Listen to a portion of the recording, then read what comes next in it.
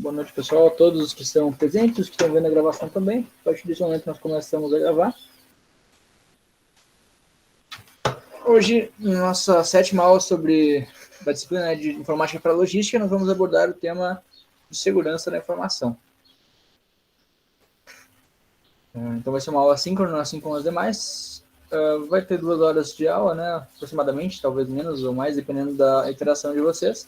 E a partir daí nós vamos partir, então, para algumas atividades, como a gente faz já de costume. No final da aula eu já vou passar para as atividades e já vou abrir no Moodle, então. Mas já adiantando, né, tem a ver também com pesquisa. Vai ser uma pesquisinha que vocês vão fazer, bem breve, para a gente conversar na próxima aula sobre segurança na logística. Vocês vão basicamente pesquisar depois eventuais ataques ou registros de ataques que aconteceram em empresas que têm a ver com logística, né? Quanto mais próximo e mais atual da área de vocês e da data de hoje, melhor. Mas depois a gente conversa melhor sobre isso. Bom, então, onde nós estamos, né? Vendo o nosso cronograma aqui de conteúdos, nós passamos já pela parte de conceitos básicos de informática, né? Onde nós tivemos nosso trabalho, né? Avaliando essa primeira parte. Esse trabalho foi aquela apresentação que vocês fizeram, né? Sobre softwares para logística. Estudamos hardware e software, né? Alguns outros conceitos também. Na última aula falamos sobre a utilização da internet, né? Eu passei para vocês um histórico, né? De quando surgiu a internet, qual a finalidade e tudo mais. E agora nós vamos entrar já na parte de segurança da informação. Depois, né, nas próximas aulas, teremos os editores de textos, saídas eletrônicas básicas e avançadas e, por fim, geradores de apresentações. Então, falando da segurança da informação, né, para que serve? Qual é a motivação para que a gente tenha, né, um mecanismo de segurança da informação?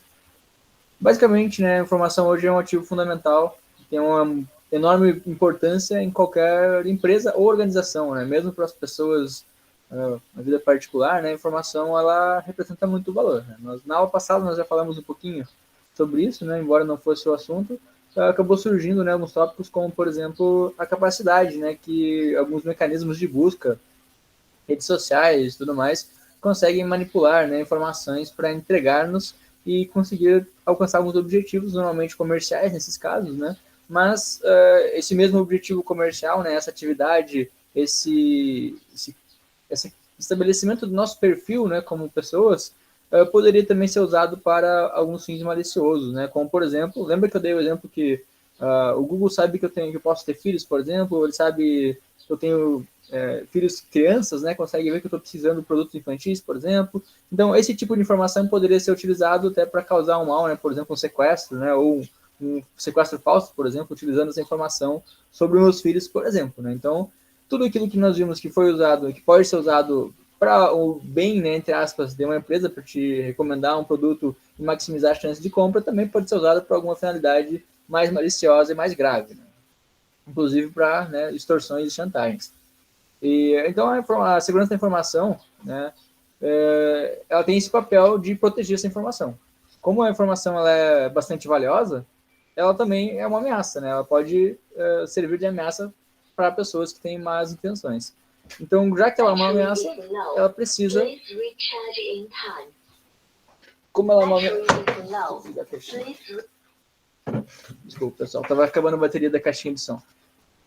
Então, quando a informação ela é bastante valiosa, ela precisa ser protegida, né? Porque eventuais ameaças podem expor, né, então, essa informação e causar danos à pessoa, ou empresa, organização, enfim, né, dona daquela informação. E é daí que vem, então, a disciplina de segurança da informação. Geralmente, em cursos, né, de computação, por exemplo, nós teríamos uma disciplina inteira só para trabalhar a segurança da informação, algo bem mais profundo. Então, o objetivo aqui é nós entendermos o que é segurança, quais são os tipos de ataques, quais as possibilidades, como que surge um ataque, como que são exploradas vulnerabilidades para, né, executar esses ataques, e o que esses ataques podem ter, né, de efeito prático nas empresas e também na vida das pessoas. Então, basicamente, né, a segurança da informação pode ser entendida como um conjunto de ações, né, que assegura a conservação de algumas propriedades.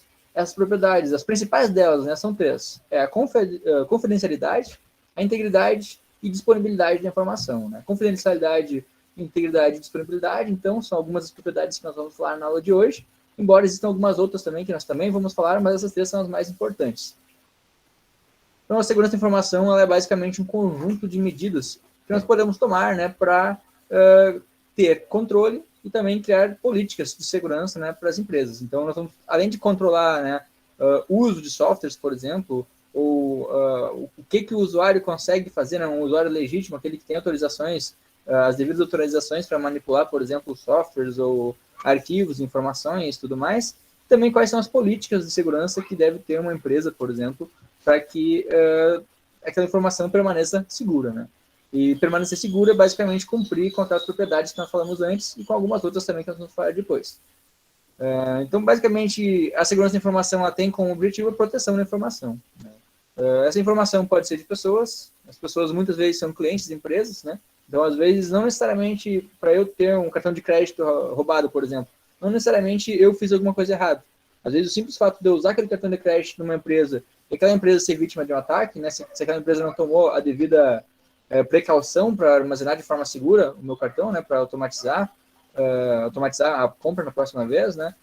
Pode ser que meu cartão, minha informação pessoal vaze, né? Por culpa de um terceiro. Então, a proteção de informação não é só da pessoa final, pode ser da pessoa enquanto cliente, ou mesmo ativos ou bens de uma empresa. Então, informações em geral, tanto sobre faturamento, estoque, enfim, né, todo tipo de informação sobre uma empresa, inventariamento de itens e tudo mais.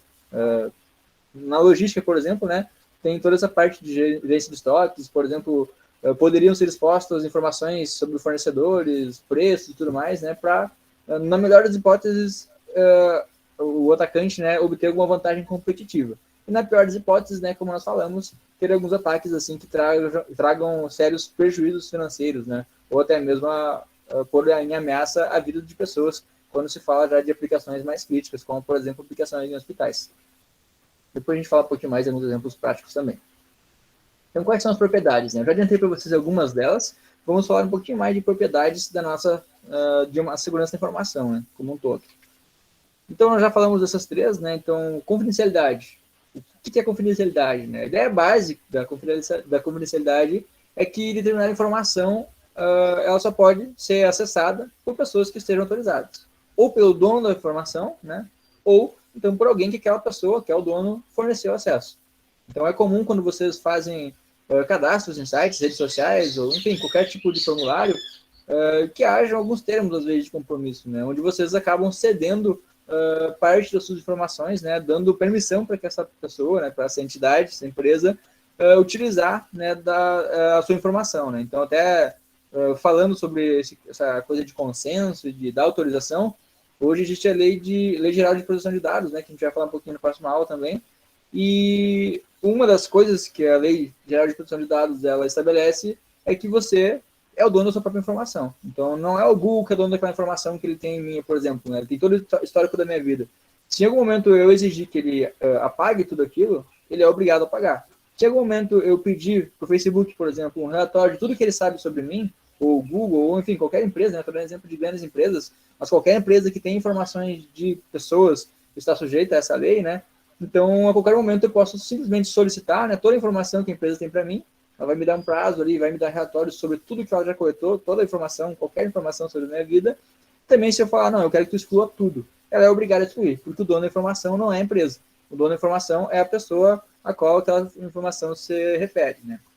Então, a ideia de confidencialidade é isso, é não fornecer informações a pessoas, entidades ou sistemas que não estejam autorizados a acessar aquela informação, né? Notem que eu falei a palavra acessar. Então, é simplesmente eu ter acesso. Eu não necessariamente vou modificar ou fazer alguma coisa com aquela informação. Eu posso simplesmente ler. Se eu estou lendo uma informação que não é minha, já estou tendo a propriedade de confidencialidade sendo ferida, né? Eu posso imaginar uma carta que chega no correio. Uma carta confidencial, né? Eu não posso abrir uma carta de uma outra pessoa. Então, é mais ou menos essa ideia, né, de confidencialidade também na computação. E tem outra propriedade que é a integridade, né? A integridade não é mais só acessar, ela tem a ver com modificar. Então, pegando o exemplo da carta de novo, se alguém pegou a minha carta e leu, essa pessoa feriu a minha propriedade de confidencialidade. Aquela carta não é mais uma carta confidencial. Agora, se a pessoa, além de ler aquela carta, né, e tomar conhecimento do que tem nela, que já está ferindo a confidencialidade, essa pessoa também resolver adulterar, né? Imagina que vem um código de barras numa fatura, né? Aquela pessoa vem, pega o código de barras, escaneia ele no computador, adultera um númerozinho ali que faz aquele valor ir para a conta dele. Aí eu estou ali pagando a minha conta de energia elétrica, eu vejo todo o logo, a informação da companhia de energia, o CNPJ, acredito que aquilo ali realmente veio da operadora de distribuição de energia elétrica.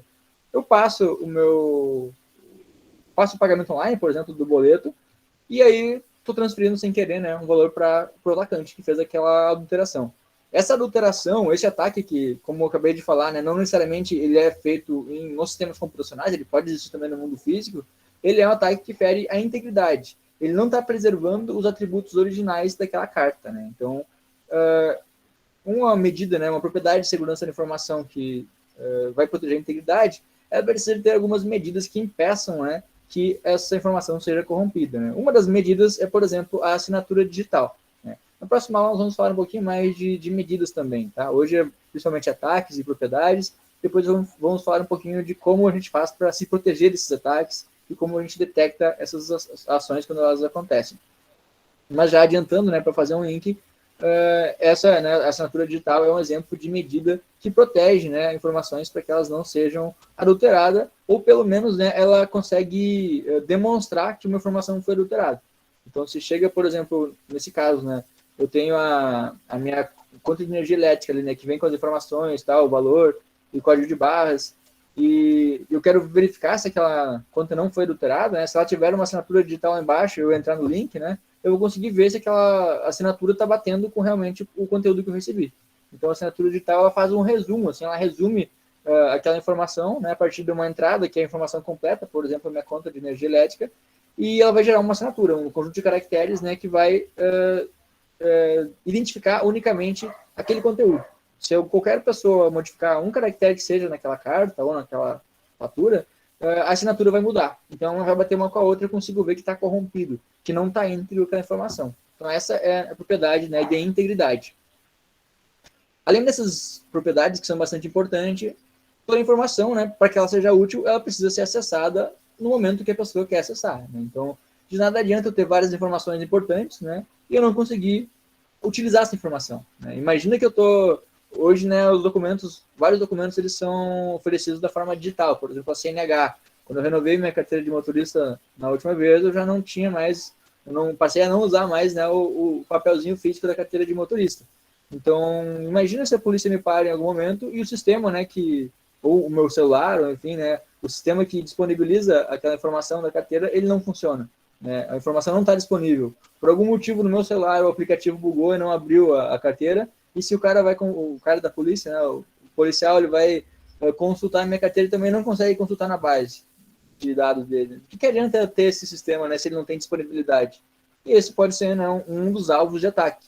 Imagina que os atacantes, né, uma rede de atacantes, por exemplo, começa a atacar esses servidores, né, que provém o acesso à consulta a esses sistemas e eles ficam indisponíveis em algum momento. Então, basicamente, né, nós não temos a segurança daquela informação porque ela está indisponível. Nós não temos a propriedade de disponibilidade. Então, a pessoa que realmente precisa acessar aquela informação não consegue fazer isso no momento que ela quer. Algumas outras propriedades que nós vamos falar agora também tem a ver com a privacidade, confiabilidade, autenticidade, não repúdio e responsabilidade. Tem também alguns princípios de segurança que nós vamos falar aqui. Então, bom, antes de passar para os princípios, eu vou dar uma breve resumidinha tá, nessas outras propriedades. A privacidade, né, como o próprio nome diz, ela tem, né, uma das coisas que ela preza é manter, né, as informações, atividades e tudo mais sobre uma pessoa de forma privada. Então, nesses exemplos que eu falei para vocês, né, de rastreamento de atividades e tudo mais, a gente acaba cedendo, né, o acesso a essas informações para o Google, mesmo que a gente não perceba, né, a gente vai aceitando os termos que aparecem, então a gente está deixando eles fazerem isso, né? Eles não fazem sem nosso consentimento. De alguma forma, ou quando a gente instalou o navegador Chrome, ou quando nós acessamos o Google pela primeira vez, ou quando nós fizemos um cadastro, de alguma forma nós estamos concedendo, né, a permissão, aceitando os termos para que essa informação seja usada. Então, a nossa privacidade está sendo compartilhada, né, parte dela com essa entidade. Agora, uma empresa, por exemplo, não pode vir comprar essa informação, porque é uma informação privativa, né? Então, há de haver, né, privacidade. Se eu estou conversando com alguém também, né, via WhatsApp, por exemplo, o WhatsApp ele usa criptografia ponta a ponta, então ele garante privacidade, né, naquela conversa, por exemplo. Tem também confiabilidade, né, que tem a ver com eu confiar que aquela informação realmente ela não está sendo vítima, né, de uma manipulação de outra pessoa, que tem um pouquinho a ver também com a integridade, né, e também tem a ver com eu conseguir realmente, como o próprio nome diz, né, confiar que aquela informação ela não está sendo, não vai ser perdida no meio do caminho, por exemplo, né, eu ter a garantia de entrega. Então tem uma série de mecanismos que podem ser empregados para garantir que a informação tenha essas propriedades, como por exemplo a confiabilidade, né? Para eu ter confiabilidade, por exemplo, que aquela informação vai ser entregue, uma das coisas que eu posso fazer é enviá-la mais de uma vez. Né? Isso, na prática, não é o usuário final que faz. Existem alguns protocolos e mecanismos que acabam fazendo por baixo dos panos. Então, quem vai usar uma aplicação não precisa, né, de se preocupar com a confiabilidade. Autenticidade, né, tem a ver também com o que a gente chama de autenticação no mundo real. Né? Hoje, nós vamos muito num cartório, por exemplo, com uma cópia do documento para aquela cópia agora ser uma cópia autenticada. O que é autenticado, né? É alguém, né, alguma autoridade certificadora, ou uma autoridade que tenha essa jurisdição, né, pegar aquela informação, que é uma cópia, por exemplo, e dizer que aquela informação realmente é autêntica, com carimbo, um selo e tudo mais. Então, eu estou provando que aquela informação ela é autêntica. O que é autêntico, né? Que ela não foi adulterada. Por exemplo, eu tenho uma cópia do meu RG e eu tenho o meu RG. A pessoa vai olhar, né, a entidade que está provendo a autenticidade, a autenticação, né, vai olhar, vai ver que realmente as informações batem e vai pôr um selo de autêntico. Então, aquela informação realmente é autêntica. Isso também acontece, né, na segurança da informação. Então, tem a ver também, né, com aquela ideia de daqui a pouco chegar uma informação para mim, né, um e-mail que vem com a minha fatura de energia elétrica, por exemplo, e eu acabo não percebendo que aquele e-mail não é um e-mail autêntico. Então, a pessoa que me enviou aquele e-mail não é aquela pessoa que deveria ser. Ela está se passando por alguém que ela não é. Ou seja, não tem autenticidade, não foi autêntica aquela mensagem. Para isso que existem também mecanismos de autenticação. Então, para eu conseguir entrar no meu Facebook, no meu Instagram, no meu WhatsApp e mandar uma mensagem para um familiar, por exemplo, eu tenho que me autenticar, eu tenho que provar que eu sou eu mesmo, né? Com usuários, senhas, né? Às vezes tem autenticação de 2 fatores, que é aquele código que chega no e-mail ou no celular. Então, tudo isso serve para prover, né, para garantir a propriedade de autenticidade. Não repúdio também é uma outra importante propriedade que ela tem a ver com garantir que as pessoas tenham que assumir o que elas fizeram. Então, repudiar, né, no contexto de segurança da informação, é tu não assumir a responsabilidade por algum ato. Então, por exemplo, eu mandei um e-mail e estou dizendo, não mandei esse e-mail. Né? Então, se eu tenho segurança da informação, as propriedades da segurança da informação estabelecidas, alcançadas, eu tenho que ter mecanismos que garantam que quem mandou aquele e-mail, por exemplo, foi realmente eu. Mesmo que eu diga que não foi, foi eu. Então, não repúdio. Eu não posso dizer que não foi eu, porque existem e-mails, né, que me identificam. Tem ali meu endereço de IP, tem uma série de fatores, né, que conseguem prover o rastreamento, né, para que, por exemplo, se houver uma investigação policial ou algo nesse sentido, seja responsabilizado, né, e identificado a pessoa, né, que fez aquela ação. E aí tem a ver também com a última propriedade, né, que é a responsabilidade. Então, além do não repúdio, tem também a propriedade de responsabilidade, que é isso, é conseguir responsabilizar alguém por alguma ação que ela fez. E daí nós vamos, então, agora para princípios de segurança. Tá? Se alguém tiver alguma dúvida até agora, pode ficar à vontade para me interromper. Não havendo dúvidas, vamos para a segunda parte agora, que seria princípios de segurança. Então, existe o princípio do privilégio mínimo, né, que é basicamente que usuários e programas eles devem operar, né, principalmente quando se fala em grandes empresas. Assim, né, há sempre uma hierarquia de coisas que você pode fazer. Se você vai no supermercado, por exemplo, né, às vezes você quer cancelar um item, o caixa não consegue cancelar um item, tem que chamar o gerente, o supervisor, né, uma pessoa que tenha aquele privilégio, né, aquele acesso, aquela autorização de cancelamento. Então, isso é basicamente o conceito de privilégio mínimo. Daqui a pouco, se eu infecto um computador de um caixa do supermercado, ou se eu mesmo convenço de alguma forma aquele caixa do supermercado a operar de má fé, né, a executar alguma atividade maliciosa, nós vamos ter os danos minimizados, porque ele não vai conseguir fazer determinadas operações. Então, ele depende de privilégios que ele não tem. Né? Então, quando a gente consegue fazer com que a pessoa que é responsável pelo caixa, ela só faça, só execute funções de quem está no caixa, ela não vai conseguir, por exemplo, uma pessoa que está, né, um atacante que está acessando as funcionalidades daquela pessoa, não vai conseguir, por exemplo, danificar, né, ou dados de outros setores. Então, se você é responsável pela logística e você só tem acesso a coisas de logística, componentes e módulos da logística, você não consegue afetar, né? Mesmo que você sofra ataques, você consiga assim, ter sua máquina infectada, ou mesmo que você seja sequestrado e seja obrigado a fazer alguma operação, você não consegue fazer operações, de repente, financeiras ou, né, contábeis, enfim, alguma coisa que você não tem acesso, o usuário não tem acesso para fazer. Né? Então, tem alguns contra-exemplos, né, que também tem um pouco mais a ver com a área da computação, que é serviços de rede executando como root. Né? O que seria isso? Né? São alguns serviços, né, algumas funcionalidades automatizadas que ficam rodando, às vezes a gente nem percebe, mas ela está rodando no nosso computador, e ela tem, aquele processo, ele tem privilégio de root, ou seja, de administrador, né? Em softwares Linux, principalmente. Essa palavra root é bastante utilizada para se referir como usuário administrador, que é aquele que tem os maiores acessos e consegue fazer algumas operações mais perigosas, como, por exemplo, apagar informações sensíveis, acessar algumas informações que outros usuários que não são root não conseguem. Então, quando eu crio alguns serviços automatizados, alguns programas que eles têm esse acesso root, eles rodam com acesso, com privilégio root, fica mais fácil para um atacante, né, que tomou posse daquele software, que conseguiu infectar ele, fazer algumas ações maliciosas, porque aquele software, né, assim como uma pessoa que tem acesso root, tem autorização para executar aquelas informações, aquelas operações sobre aquelas informações. Então, é basicamente dizer que pessoas que não têm por que ter acesso a determinada funcionalidade, ela não precisa ter. Vamos manter o privilégio mínimo, cada um mexe no que precisa realmente mexer, né? Com isso nós vamos ter mais segurança da informação. E tem a ver também, né, um pouco similar com isso que eu falei, do privilégio mínimo, tem a questão de separação de privilégios, que foi basicamente o que eu falei agora, né? Então, algumas funcionalidades, elas não precisam, não devem estar disponíveis para determinadas pessoas, né, de determinados setores, por exemplo, quando se fala de uma empresa.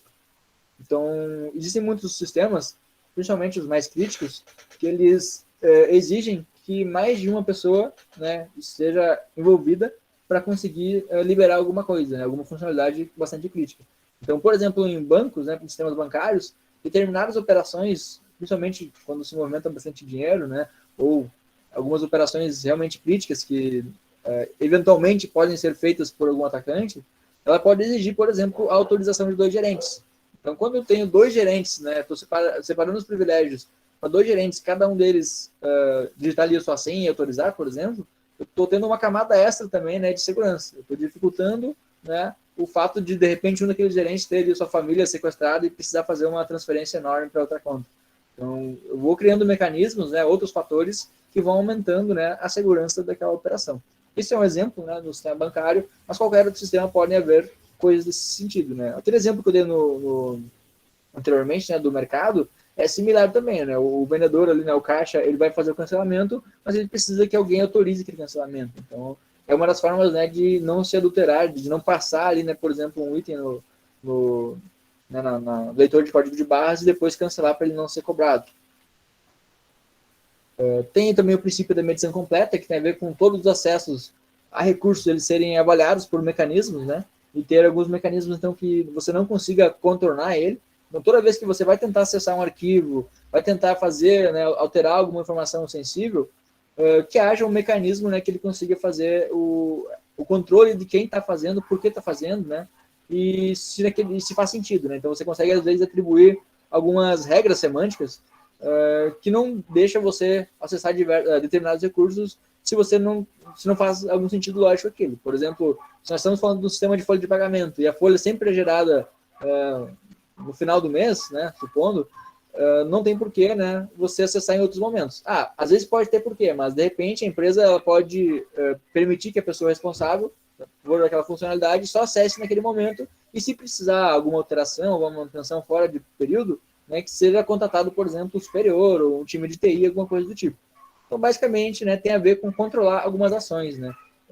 Controlar de uma forma que os mecanismos que façam esse controle não possam ser contornados. E uma das formas, né, que tem de fazer esse controle, que está intrínseco também já em sistemas operacionais, né, é você ver algumas chamadas de sistemas para acesso a arquivos. Então, é uma das formas de você conseguir rastrear depois e verificar o que foi feito em computador, né? Até tem eu não sei se eu tenho o link ainda, depois eu vou procurar, se eu achar eu mando para vocês, né? um relato de uma pessoa, né, uma mulher, que ela mandou o computador dela, né, para manutenção. Ele tinha um problema, agora não lembro exatamente qual era o problema, né, mas ela conseguia ainda mexer no computador, mas tinha alguma coisa que não funcionava ali. Então ela, enfim, né, confiou na pessoa, uma assistência conhecida, ela enviou esse computador para a pessoa e depois que ela recebeu de volta, né, ela tinha um conhecimento de informática e ela começou a verificar, né, nos seus registros e descobrir que fotos íntimas delas foram acessadas, foram copiadas, vários arquivos que não tinham nada a ver com aquele problema, né, foram acessados e manipulados. Um usuário comum, ou até mesmo um usuário que tem conhecimento, mas que não executasse essa verificação, não tomaria, né, não saberia que aquilo aconteceu. Então, quando ela, tendo esse conhecimento mais avançado, né, dos mecanismos de registro de atividade do Windows, por exemplo, ela conseguiu verificar uma série de passos, né, que aquele cara fez. Ela percebeu que ele copiou arquivos, percebeu que ele tentou acessar contas como o iCloud, Google Cloud, para tentar achar, Google Fotos, na verdade, né, para tentar achar mais fotos online. Então, ela conseguiu verificar vários registros, assim, para rastrear e aí depois, né, abrir um processo contra aquela pessoa, enfim, ter indenização e tudo mais. Mas é algo que passaria a ser despercebido, né, a pessoa nunca saberia se ela não tivesse, né, aquele controle. Mesmo que ela não tivesse um mecanismo para detectar que aquela é uma ação não autorizada naquele momento, ela conseguiu depois rastrear e verificar, né, que aquilo aconteceu, né, naquele momento que ela não estava com o computador dela, então automaticamente não foi ela quem fez aqueles acessos. Né? Tem outro princípio também, que é o princípio do default seguro. Né? O default, a tradução dele seria algo como um padrão, né? Um padrão seguro. Então, muitas vezes, né, quando você compra, por exemplo, um roteador, né, um ponto de acesso de internet, ele vem com uma senha padrão ali, admin, por exemplo, para acessar as configurações daquele roteador. Né? Esse é um exemplo, né, roteador, mas câmeras de segurança, que eu acho que é algo mais sensível ainda, até numa universidade que eu já conheci, já vi relatos do pessoal que trabalhava, né, do setor de TI, numa universidade pública, várias câmeras, né, de segurança que tinham, né, as senhas padrões, default. Então, qualquer pessoa que tivesse conectada na rede da universidade conseguia ter acesso a qualquer uma das câmeras, né, porque simplesmente não trocaram as senhas. Né? Então, essa é a questão do default seguro. Então, para garantir que isso não aconteça, você não deve permitir que as senhas venham, que você consiga, por exemplo, acessar um sistema crítico principalmente, sem informar um usuário e senha, né? E esse usuário e senha ele tem que ser definido no primeiro acesso.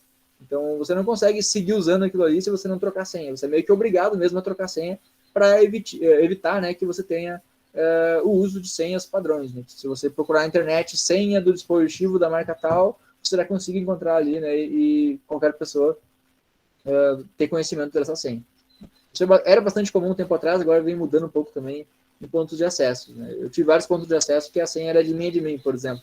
Outras da NET, eu lembro que eu tive a internet da NET, eu vi que já vinha um conjunto de caracteres um pouco diferente, já eventualmente personalizados. Né? Como eu não comparei com outros, eu não sabia, mas era uma sopa de letrinhas ali, né, que parecia ser algo um pouco mais seguro do que aquelas senhas mais padrões.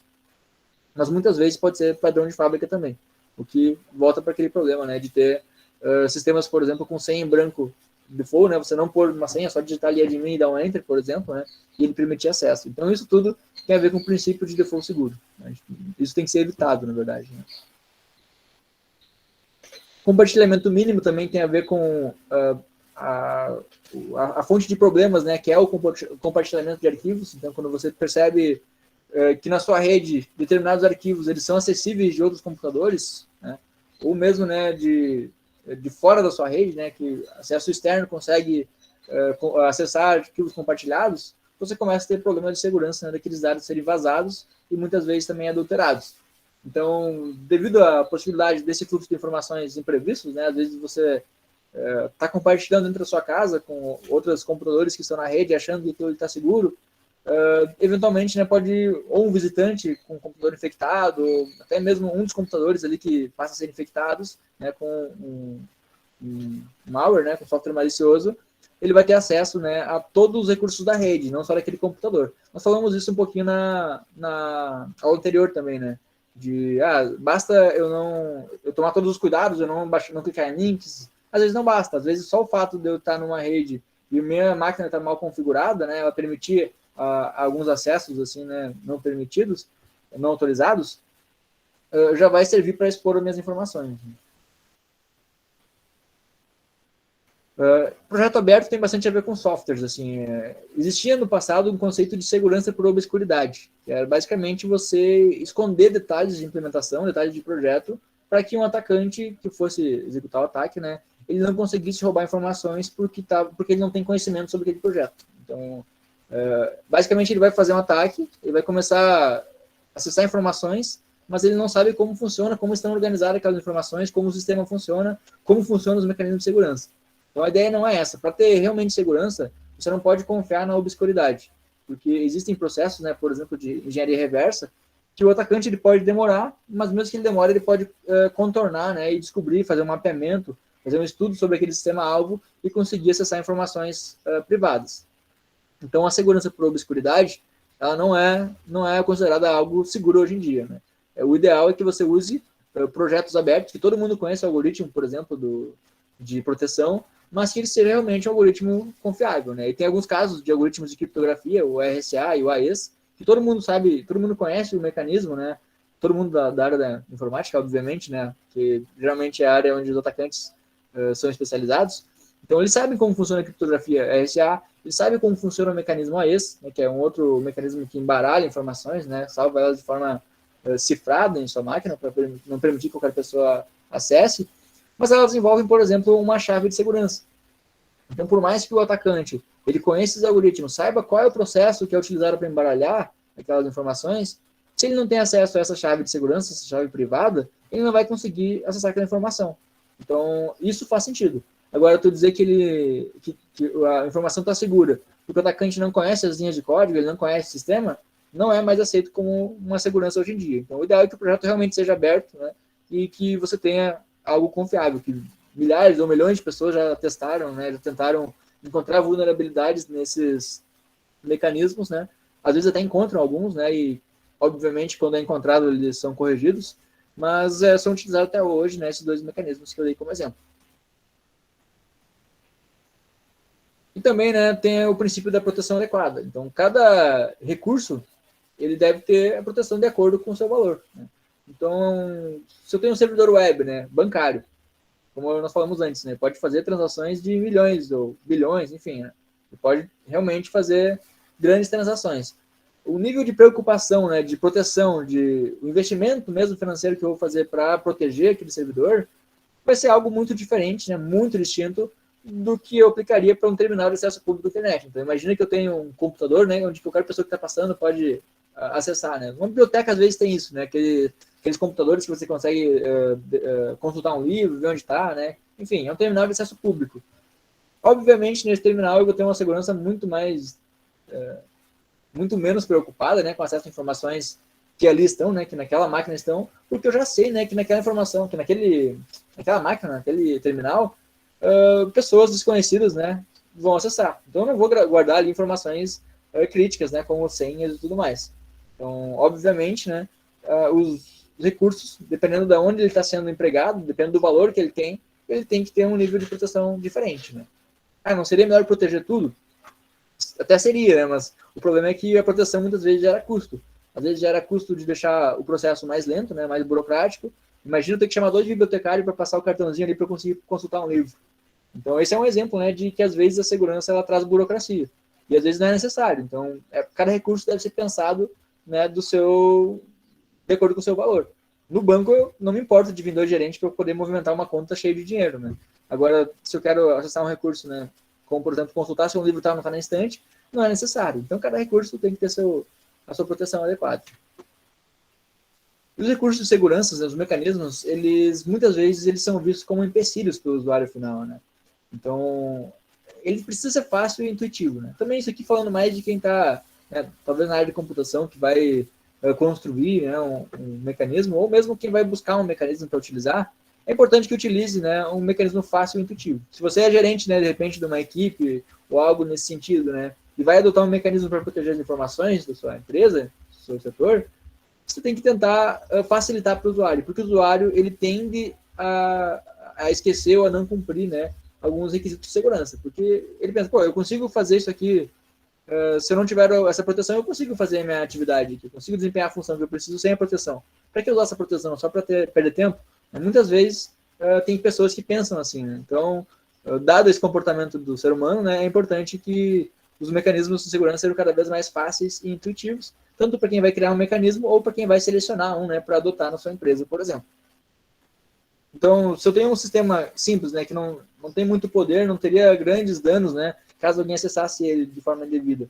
Não tem por que eu ter uma senha de 32, 44, né, caracteres, 64 caracteres. Eu posso ter uma senha assim, um pouco mais simples, né, para aquele sistema mais simples. Que é diferente do caso, né, como nós falamos antes, cada recurso ele tem que ser visto e pensado de acordo com o seu valor. Então, obviamente, se eu tenho um recurso que tem um valor muito alto, tudo bem por uma senha complexa, às vezes até misturar a senha de 2 gerentes, como é aquele caso que nós falamos anteriormente, né, sistemas bancários. Além de tudo isso, né, outro princípio de segurança é que deve haver eficiência. Né? Então, o princípio da eficiência ele tem a ver com os mecanismos de segurança não afetarem o desempenho dos sistemas ou atividade de seus usuários, que também, né, tem relação com o que eu falei anteriormente. Então, se eu precisar, toda vez que eu vou executar determinada função simples e rotineira que eu faço toda hora na empresa, né, toda vez eu tenho que estar digitando senha, por exemplo, ou além de digitar senha, eu tenho que confirmar no meu celular, enfim, eu começo a criar um processo burocrático demais, né, para algo que é rotineiro ou não é tão relevante do ponto de vista de segurança, assim, não é necessário que realmente haja esse... Enfim, não pode ter segurança em exagero, né? Não posso ter medidas em exagero que vai atrapalhar a eficiência daquele dia a dia, daquela rotina.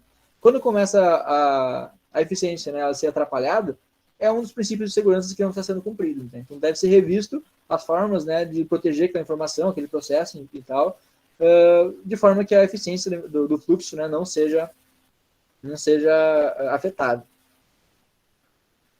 Tem também o princípio do elo mais fraco. Né? Então, a segurança no sistema é limitada pela segurança de um elo mais vulnerável. Né? Então, qual que é o elo mais vulnerável? Né? Ele pode ser o sistema operacional, então eu posso ter todas as medidas possíveis de segurança. Se eu tiver um sistema operacional, né, que está infectado, de alguma forma ele tem alguma vulnerabilidade, todas as outras seguranças, todas as outras formas de segurança que eu tenho são inúteis. Então, o atacante ele pode simplesmente bater naquele ponto que está vulnerável. Né? Eu estou usando bibliotecas, né? E para quem não é tanto da área da programação, uma biblioteca, na verdade, ele é um trecho de código que você usa de um terceiro para você não precisar criar aquele código. Então, é comum, se eu vou, por exemplo, criar um aplicativo e eu preciso que ele tenha pagamentos, eu posso usar uma biblioteca de pagamentos, né, que já vai terceirizar, vai usar um pedacinho de código que não foi eu que fiz, entendeu? Então, se esse pedacinho de código que não foi eu que fiz, ele não for confiável, ele tiver um furo, então na hora que eu vou fazer meu pagamento, por exemplo, ele faz um clone do meu cartão de crédito e envia as informações para um servidor malicioso, não adianta ter todo um processo, né, educando o usuário, ter uma rede segura, ter minha aplicação toda segura, meu sistema operacional ser seguro, se aquela biblioteca ela conseguiu pegar a informação. Né? Então, é por isso que tem o princípio de elo mais fraco. Então, por fim, né, se eu tiver todo o sistema perfeito, está tudo funcionando perfeitamente, ainda existe, né, ataques de engenharia social. Engenharia social, né, como o nome diz, social, tem a ver com atacantes se passarem ou enganarem algumas pessoas, mas na conversa mesmo. Né? Tem alguns casos, né, que eu já vi relatos de uma pessoa ligar para um funcionário de uma empresa se passando pelo diretor e fazendo uma pressão enorme. Eu preciso que tu consiga resolver isso agora para mim, eu não estou lembrando da minha senha, eu vou perder um contrato de não sei quantos mil, milhões, e eu preciso urgente da minha senha, eu preciso acessar. E aí a pessoa pediu confirmação de alguns dados, o atacante, obviamente, estava preparado, já tinha os dados, né, do diretor, ele confirmou o nome da família, número de telefone, enfim, endereço, alguns dados desse tipo, e com isso ele conseguiu convencer, né, o funcionário a passar a senha do diretor, né, o funcionário de TI que tinha esse acesso, a passar a senha do diretor da empresa, né, para um atacante. Então, isso se chama engenharia social. Né? Até o próprio fato, né, de falsificar, às vezes, documentos, né, como eu falei anteriormente, do boleto. Né, eu posso, de repente, ligar, fazer uma cobrança para a sua casa, né, dizendo que a sua luz venceu, sua energia venceu há um mês atrás, você não pagou o último mês e que vai ser cortada a sua luz amanhã. Né? Por mais que você tenha pago, você já começa a ficar preocupado. Putz, não, peraí, não corta ainda. Para você não cortar, então eu preciso que você pague agora, depois você vem aqui que nós fazemos o reembolso se nós detectarmos o pagamento duplicado, você pode mandar comprovante, tem reembolso. E aí a pessoa desesperada que vai ficar sem energia elétrica vai lá e paga, por exemplo. E assim, para vários... É só usar a criatividade do atacante, né, que vários ataques podem ser executados. Mesmo que o sistema seja perfeito, mesmo que o banco emita o boleto certinho, tenha uma assinatura digital, se a pessoa, né, se o atacante ele conseguir enganar a pessoa e convencer que existe alguma necessidade dela passar sua senha por telefone, enfim, clicar em algum link, a engenharia social ela consegue ser o elo mais fraco nesse caso. Eu mesmo já recebi várias mensagens no meu celular de agendamentos de Pix que estava na minha conta e eu precisava acessar a minha conta do banco para aceitar o agendamento do Pix. Então agora com o Pix tem muitas modalidades novas de golpe. E aí quando eu fui ver o link, assim, né, o link não tinha nada a ver com o link do banco, era uma outra coisa, né, que simulava, né, a página do banco, mas era uma outra página, não nada a ver. Então é um típico exemplo, né, de engenharia social. Eles enviam milhões de mensagens, a maioria dos usuários já conhece e não vai clicar, mas desses milhões, alguns vão clicar, né. Então, a maioria deles recebe várias mensagens também. Isso se popularizou bastante agora, né, com o Pix, né, que é algo novo, muitas pessoas não conhecem, né. Então, essa coisa de não conhecer tem muito a ver com o oportunismo dos atacantes. Os atacantes, eles percebem, eles tiram proveito, né, de informações, né, de informações particulares que eles têm acesso, ou mesmo da falta, né, de instrução de uma pessoa para conseguir, né, convencer ela de fazer determinada ação maliciosa, principalmente contra idosos. É bastante comum de ver que ataques, né, direcionados a idosos. Então, a gente falou tanto em ataques, vamos entrar um pouquinho mais nesse conteúdo, né? O boleto de 2000 e pouco atrasado, a pessoa já fica desesperada ali. E aí, às vezes, em vez de mandar para a pessoa, esse boleto tu manda para o pai da pessoa, né? A pessoa vai putz, meu filho não pagou o boleto, vou pagar logo para esse cara não ficar no SPC e depois eu cobro dele. E aí vai ali o pai desesperado, né? E paga. Bom, vamos falar um pouquinho de ameaças agora, então, na segurança da informação. Quais os tipos de ameaças que existem? O que é uma ameaça, né, em primeiro lugar? Né? A ameaça é uma ação, né, que põe em risco a propriedade de segurança do sistema. Então, lembra que nós falamos que existiam as propriedades de confidencialidade, integridade, disponibilidade e tudo mais algumas propriedades? Cada uma dessas propriedades, né, quando ela não há mecanismos que garantam que aquela propriedade é satisfeita, elas podem, né, sofrer algumas ameaças.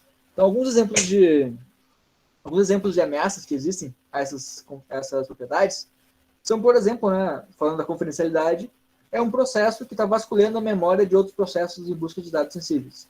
Então, às vezes, mesmo que o meu programa, né, ele seja pensado de uma forma a transmitir informações de forma segura, a armazenar informações de forma segura, se eu deixar meu dado, né, em memória e, de alguma forma, não haverem mecanismos que impeçam outros programas que estão executando a acessar aquele pedacinho de memória do computador que tem o meu dado, e aí lembra, né, da nossa aula sobre memória, HD e tudo mais, né, nós temos a memória principal, que mantém toda a informação de um programa disponível para a execução daquele programa, né, aquele processo. Se isso acontece em um outro processo, né, malicioso, né, do atacante, consegue ter acesso àquela informação, né, eu tenho um problema, né, de confidencialidade. Eu posso ter um furo, né, onde aquele processo ele consegue roubar minhas informações. Na integridade, né, das informações, pegando esse mesmo exemplo de processos, né, nós podemos ter um processo que altera senhas de outros usuários ou instala programas maliciosos. Quem nunca foi baixar um software e daqui a pouco achou mais 2, 3 no computador, né, que não tinha vontade de baixar? Eu mesmo já fiz muito isso.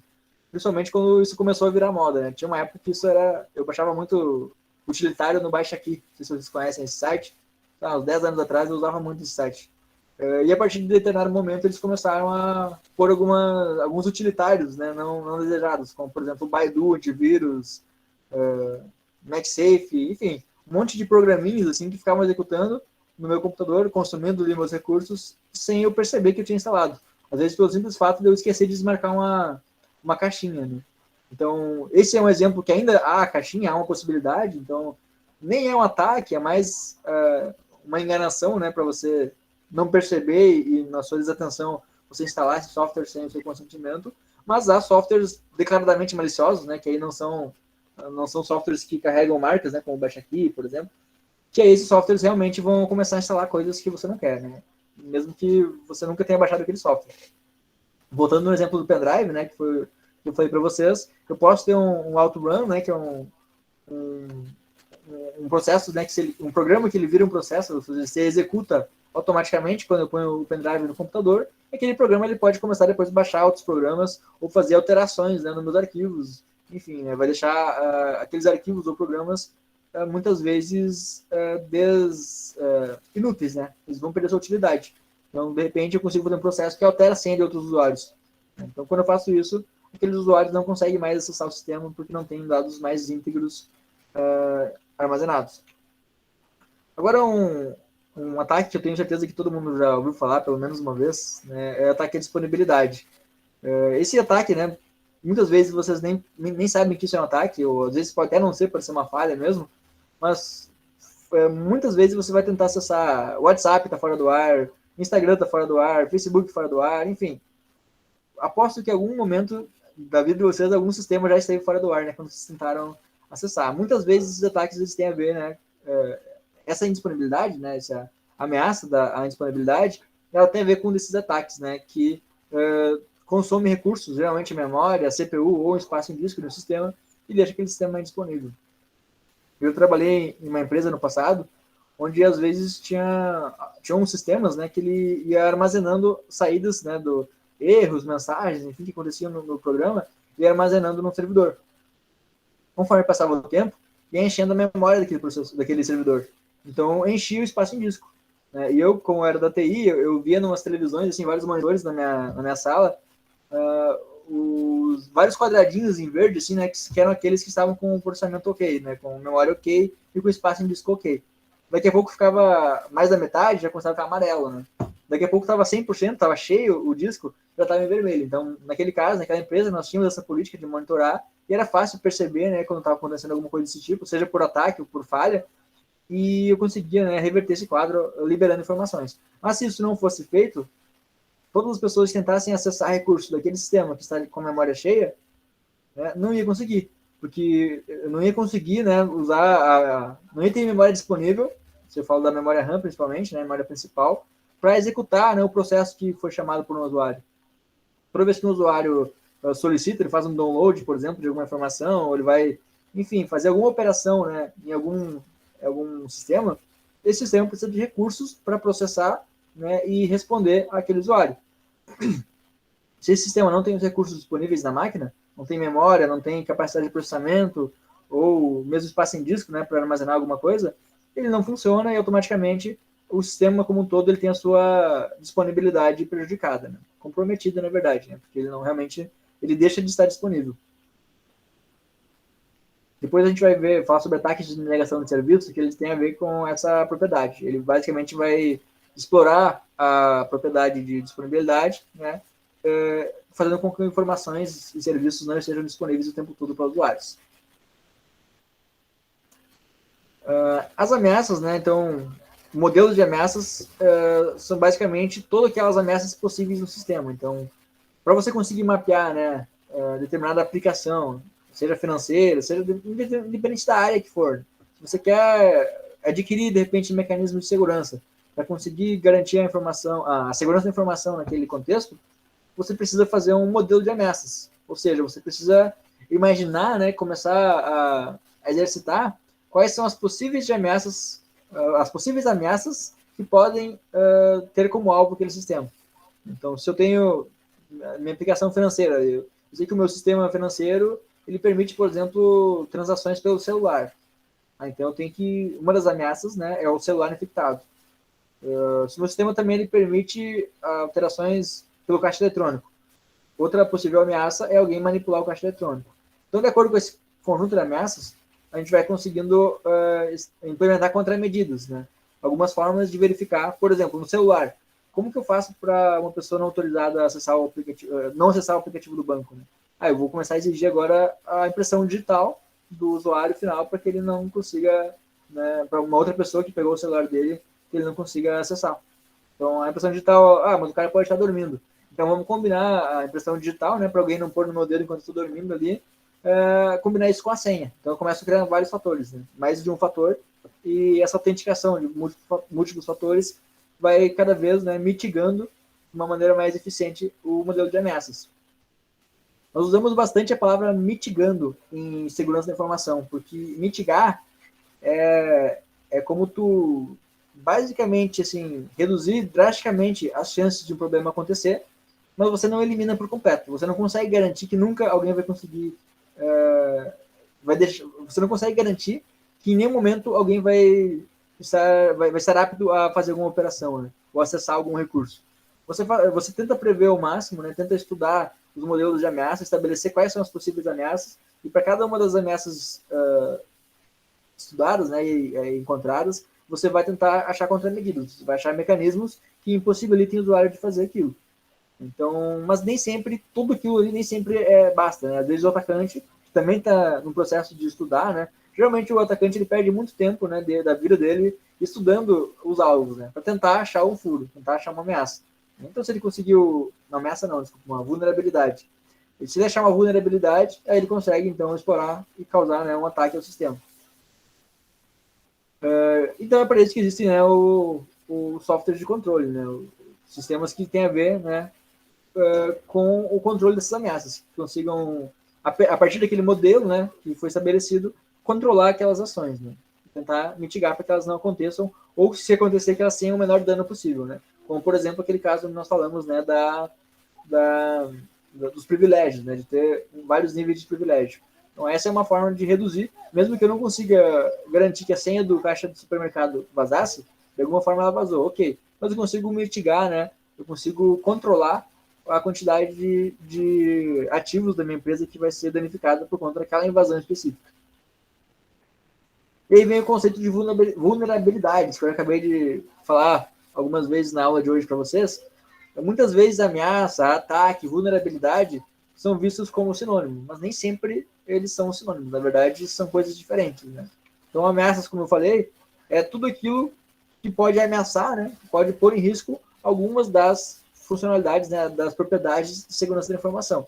Eu posso ter ameaça à disponibilidade, posso ter ameaça, né, a qualquer uma daquelas outras propriedades. Agora, vulnerabilidade é quando realmente já começa a ter alguma coisa vulnerável, né? Então, o que deixa algo vulnerável no meu sistema, né? Pode ser um erro de projeto, né? Eu posso ter projetado de maneira incorreta um sistema, eu posso ter projetado corretamente, perfeitamente, mas na hora de implementar, o desenvolvedor ele deixou algum erro no código, então pode ser um erro de implementação, pode ser um erro de configuração, o sistema foi projetado e implementado adequadamente, mas na hora de configurar, alguém deixou alguma configuração incorreta e com isso deixou, né, furos, deixou brechas, e essas brechas são as chamadas vulnerabilidades. E também, né, outro tipo de vulnerabilidade pode ser um simples erro de operação. Então, o próprio Windows, né, ele já vem com o Windows Defender, já vem com o firewall do Windows ativado, e se o usuário vai lá, de repente, desativa o firewall, desativa essas proteções, né, Windows Defender, enfim, a própria operação pode estar abrindo uma brecha, né, pode estar permitindo, né, que algum componente do sistema fique vulnerável a um ataque específico. Então, vulnerabilidade é isso, problemas presentes no sistema que podem permitir a violação das propriedades de segurança. Então percebe que tudo que a gente está falando, né, de ameaças, vulnerabilidades, ataques, tudo isso está ligado com as propriedades de segurança. Então, todo tipo de ataque, ele surge, né, para ferir uma daquelas propriedades. Para, por exemplo, né, impedir que eu tenha sucesso na hora de garantir a autenticidade, de ter não repúdio, enfim, qualquer uma daquelas propriedades que nós falamos antes. Então, no projeto, né, alguns exemplos é no próprio protocolo de rede, né, sem fio web, que é um protocolo bastante conhecido. Hoje ele é bastante conhecido e um dos fatores que faz ele ser conhecido é a sua falta de segurança. Então, na hora de configurar, né, uma rede Wi-Fi, se você selecionar esse protocolo, né, o app, como o único meio de autenticação, né, você vai ter uma rede, né, vulnerável a ataques. Então, qualquer pessoa vai conseguir ingressar na sua rede porque você está usando um protocolo, né, que tem um erro de projeto. Tem a questão, né, de implementações, né, por exemplo, o serviço de compartilhamento do Windows, né, alguns usuários externos eles podem acessar todos os arquivos de um computador, né, que estão compartilhados. Então, esse é mais um tipo de vulnerabilidade. Configuração, né, se eu tiver um usuário sem senha ou com uma senha pré-definida, como nós falamos antes, também, embora eu tenha todas as seguranças, né, as propriedades estabelecidas para um sistema, e na hora de configurar eu dei a senha para um usuário que tem todo tipo de acesso ali em branco, sem senha ou com uma senha muito fácil, eu estou tendo uma vulnerabilidade de configuração, né? Estou abrindo uma possibilidade para que o atacante ele consiga acessar aquele sistema, né? Porque ele usou uma senha que ele achou na internet. Eu digitei ali o fabricante, o modelo, ele me disse, a senha padrão é tal. Então eu usei a senha na internet, o cara configurou, ele não configurou, não trocou a senha, né, na hora de instalar, por exemplo, lá na minha casa, aquele equipamento, seja a câmera de segurança, seja o roteador, o Wi-Fi, enfim. E por esse motivo temos uma vulnerabilidade de configuração. Outro quesito, né, que até nós conversamos na última aula, que uma das formas de manter os dados seguros é fazer backup, né, no pendrive, enfim, né, transmitir para a nuvem e tudo mais. Porém, né, o próprio backup, que é uma medida vista como uma medida preventiva, né, para você não perder aqueles dados, para você conseguir garantir que aqueles dados se mantenham íntegros e tal, a forma que você faz o backup pode também ser prejudicial. Então, se você transmite numa rede insegura, sem usar um mecanismo de criptografia, né, que vai cifrar aqueles dados, para embaralhar esses dados, para que você consiga transmitir ele via rede de forma segura, essa própria transmissão, na hora de fazer backup, pode estar, né, entregando de bandeja para um atacante que está, né, escutando aquela rede. Então, depois nós vamos ouvir um pouquinho sobre o conceito de sniffing, mas sniffing é basicamente isso, é eu ficar ouvindo, né, eu rodar um software que ele começa a ler informações que são transmitidas na rede e exibir. Existem vários softwares gratuitos e é bem fácil de fazer isso. Então, a qualquer momento que eu estou numa rede, eu consigo ver tudo que está se passando naquela rede, né? A menos que aquela informação seja cifrada. Então, embora que eu veja ela, vai estar embaralhada, né, cifrada, eu não vou conseguir adulterar aquela informação. Então, né, como eu falei, existe um tipo de vulnerabilidade que tem a ver com a operação. Um exemplo é esse, né? Fazer backup sem usar cifras. Agora, vimos então que tem ameaças, tem vulnerabilidades, tem propriedades, segurança. Vamos falar um pouquinho agora de tipos de ataque, né? Então, o ataque, geralmente, ele nasce para explorar alguma vulnerabilidade.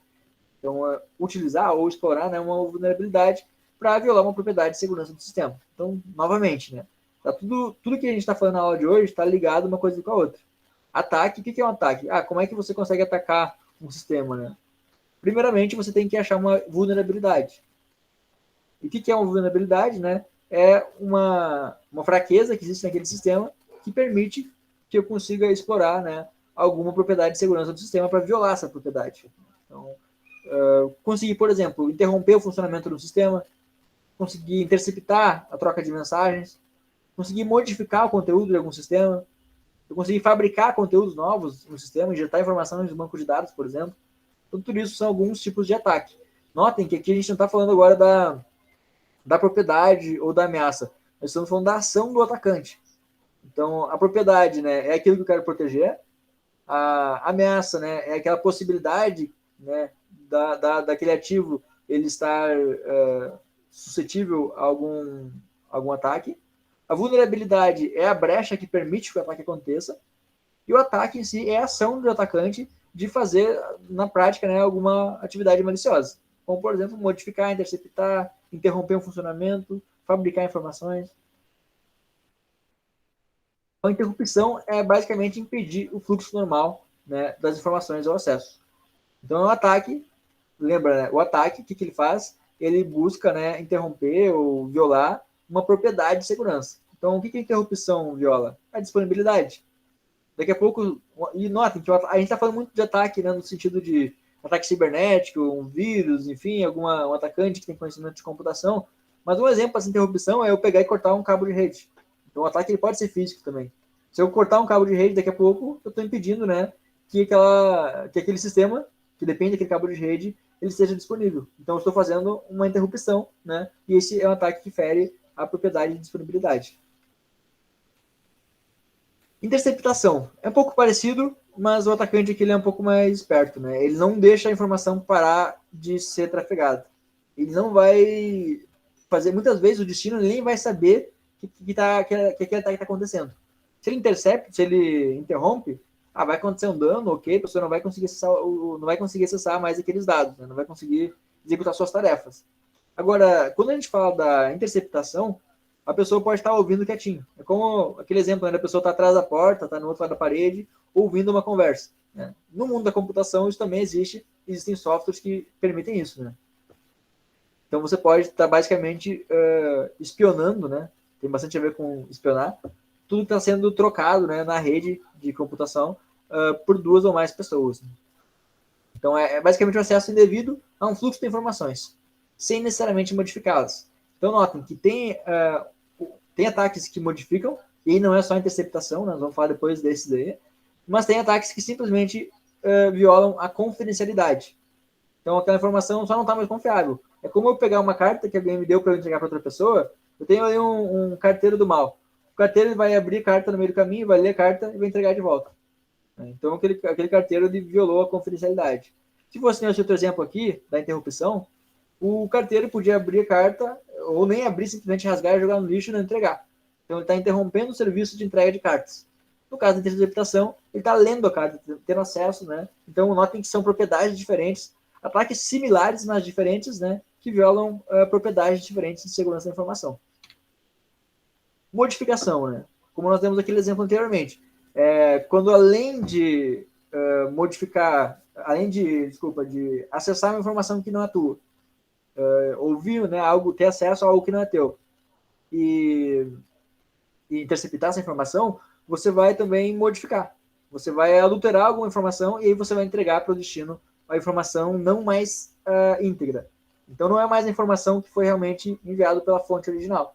Né? Notem que a carinha do destino aqui ficou tristinha, olha só.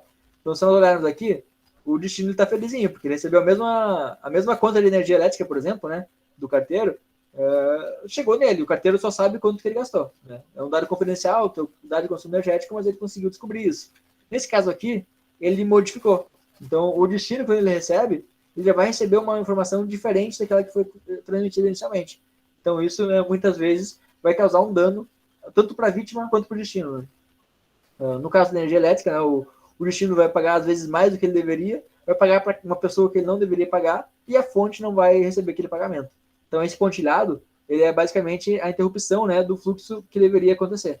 Então, a informação não vai para onde ela deveria ir, e sim ela é interceptada e modificada por um atacante. Existe também ataques de modificação, de fabricação. Modificação a gente acabou de falar. De fabricação, que é, né, pegando o exemplo de novo do carteiro, né? Claro, eu estou falando em carteiro, pessoal, mas é tudo no contexto da computação, são mensagens computacionais. Estou só dando esse exemplo para fazer analogias. Então, se eu vou fabricar, né, o atacante ele vai fabricar uma informação, uma mensagem, por exemplo, e entregar para o destino, mesmo sem a fonte transmitir, né, é quase o mesmo efeito, né, daquele ataque anterior, porém a fonte nunca transmitiu nada. Ela só tem uma conexão, né, ela sabe, ela pode enviar mensagens para o destino a qualquer momento, porém ela recebeu uma mensagem que não foi enviada por aquela pessoa. Então essa informação que está chegando aqui é uma informação que não é autêntica. Então, repassando rapidinho, ó. Interrupção. A informação não está mais disponível para quem deveria receber ela. O destinatário o destino, né, ficou triste, não recebeu. Interceptação. A informação chegou, tudo certo, mas alguém no meio do caminho conhece aquela informação. Não tem mais confidencialidade. Modificação. Né? Ataque à integridade. A informação chegou, porém não chegou íntegra. Ela chegou de alguma forma, né, que tem alguma coisa estranha no meio. Essa integridade ela pode ser algo malicioso, como, por exemplo, substituir o código de barras, né, para essa finalidade, ou simplesmente apagar o último registro ali para que seja um código de barras inválido. Então, nas duas formas, né, de ataque, a integridade daquela informação está sendo violada. Não necessariamente ela está sendo substituída por uma outra informação útil. Às vezes é uma informação completamente inútil, mas que impossibilita que aquela operação, né, nesse caso de fazer a cobrança, né, pelo serviço da conta de energia elétrica, ela seja feita com sucesso. E aqui, né, por fim, a fabricação, que como o próprio nome diz, estou fabricando uma informação nova, ou, né, alguma... Pode ser informação, mas pode ser também comandos, tá? Então, eu estou dando o exemplo da entrega de cartas, mas imagina que chegou uma ordem do superior, assim, né? Vem a ordem da direção, a direção passa para o coordenador da equipe, o coordenador passa para o supervisor passa para o cara ali, né, para o funcionário, que vai passar para o estagiário. Daqui a pouco o funcionário diz, olha, o diretor pediu um café. Ele está fabricando uma informação falsa. Entendeu? E essa informação, então, ela vai chegar, né, para o estagiário, que é o receptor final, né? Mas essa informação não é autêntica, é uma informação falsa, né? Obviamente, o exemplo do café é um exemplo quase que inocente, mas poderia acontecer isso com, né, exemplos bem mais drásticos, com Professor, bem maiores, né? aqueles ataques de WhatsApp, por exemplo, quando chega uma pessoa se passando por outra, pedindo dinheiro, e a pessoa já confia, né, achando que é um parente, acho que se encaixa nisso, né? Exatamente. Tu vai notar que o ataque, muitas vezes, eu tô ouvindo a própria voz, porque eu achei que era alguém falando, tô com o celular e com o notebook. Tá com retorno para vocês a minha voz ou não? Agora começou a ter retorno. Então, deixa eu tirar meu volume enquanto eu falo, depois eu ponho de novo, porque a tua voz tá saindo no meu celular e A minha está entrando no computador. O que eu ia falar é que muitos dos ataques, eles acontecem, eles podem ser classificados com mais de uma forma, né? Então, eu posso, nesse caso do WhatsApp, ter a não autenticidade, né? Eu não estou conseguindo autenticar aquela pessoa, eu estou confiando que ela é quem ela não é. Então, quando eu me passo por uma outra pessoa, é autenticidade. Mas, às vezes, também o fato, né, de eu usar esse conhecimento de que a pessoa é amiga dessa pessoa, que essa pessoa confia naquela pessoa, também tem a ver com o que nós falamos antes de engenharia social. Então, essas coisas podem ser tudo combinadas, né?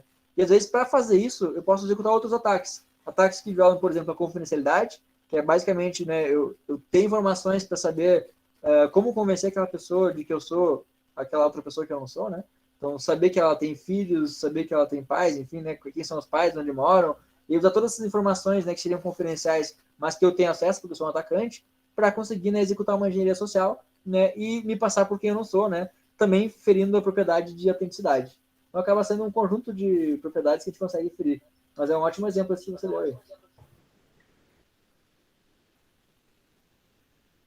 Opa, aumentei meu volume de novo, né? Não preciso aumentar. Só se alguém for falar, me avisa que eu aumento de volta. Se alguém tiver alguma dúvida, pessoal, fiquem à vontade. Eu tô falando bastante hoje, talvez esteja corrido. Fiquem à vontade para relatar qualquer coisa, né, que vocês já tenham experimentado também, né, em relação a algum tipo desses ataques. Vou aumentar aqui. Pode falar, Alex.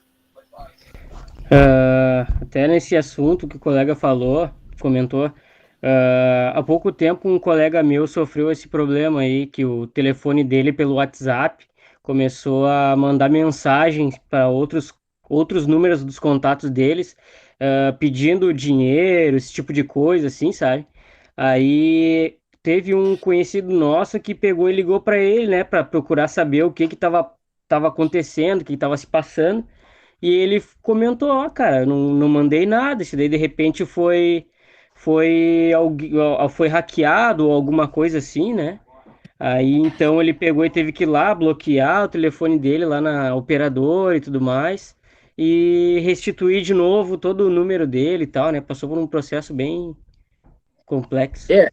O próprio fato, né, de celulares, números de celulares eles serem clonados, né, é algo que possibilita, né, esse tipo de ataque, né, porque o WhatsApp, ele tem, fazendo um link, né, com o que a gente falou na aula hoje, nós temos o WhatsApp, que é um sistema super seguro e tudo mais, né, mas que uma das formas de conseguir autenticar, de provar que você é você mesmo para o WhatsApp, é pedir, né, que ele mande um SMS para determinado número e você digitar aquele número que você recebeu, né, aquele código que você recebeu por SMS.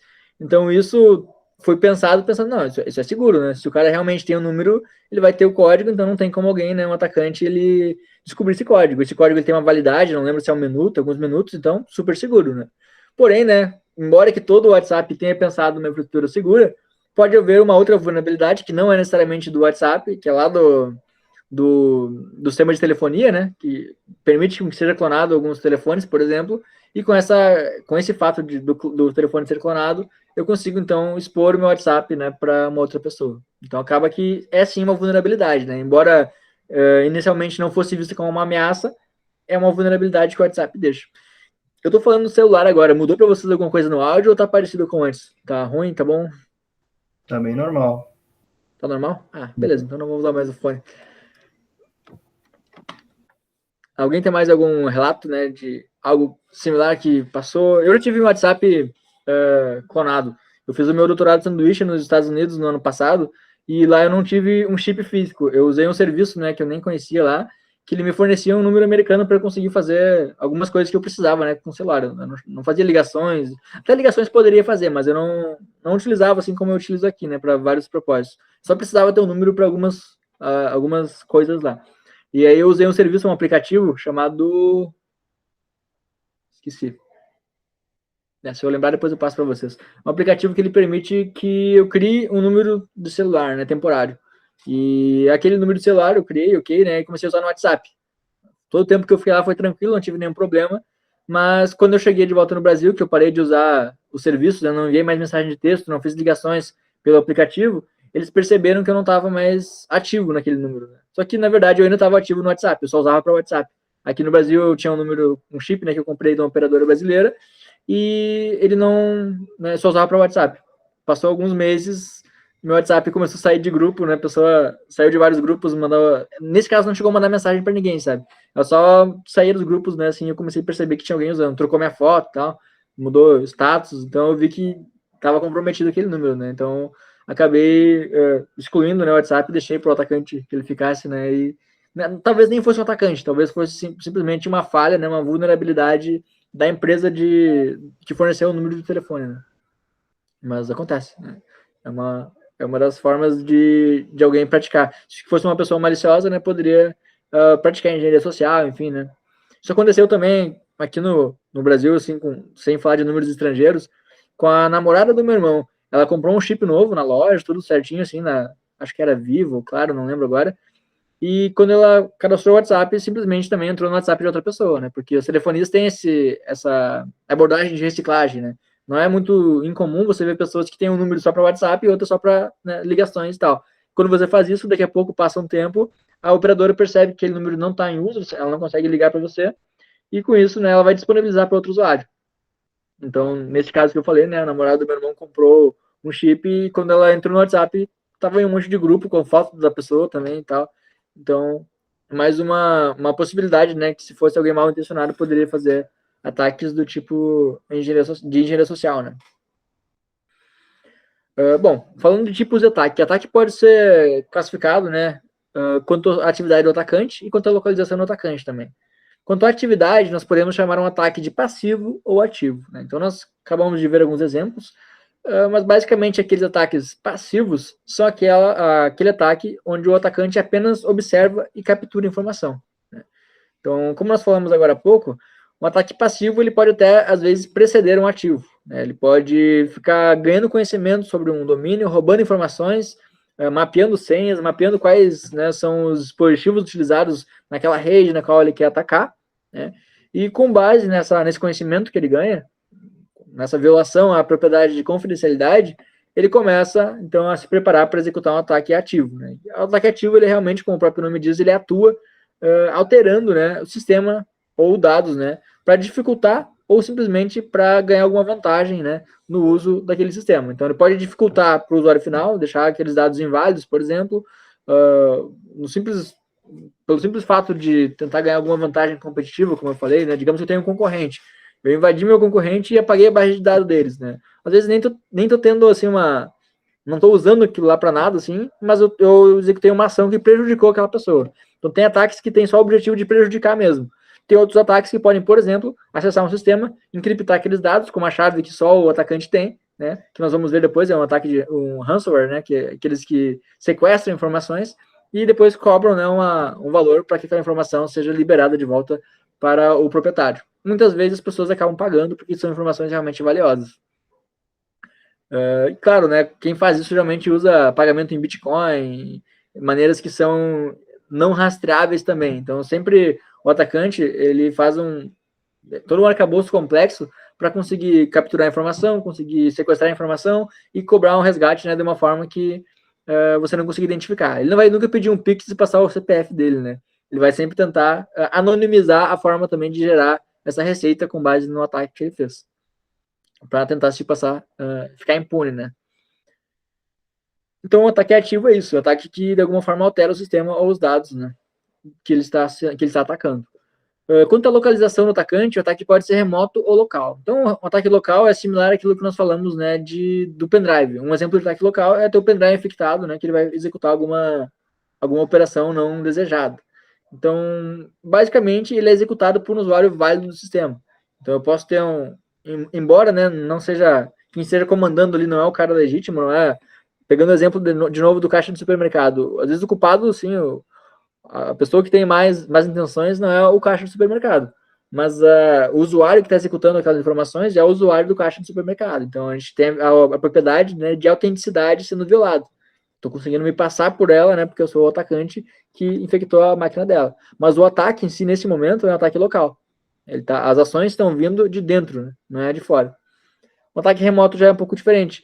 Ele não usa necessariamente uma conta local e ele vem de fora, né, de forma remota, através da rede. Então, um exemplo de ataque remoto seria, não sei, acho que eu falei para vocês na última aula, não lembro se eu falei agora.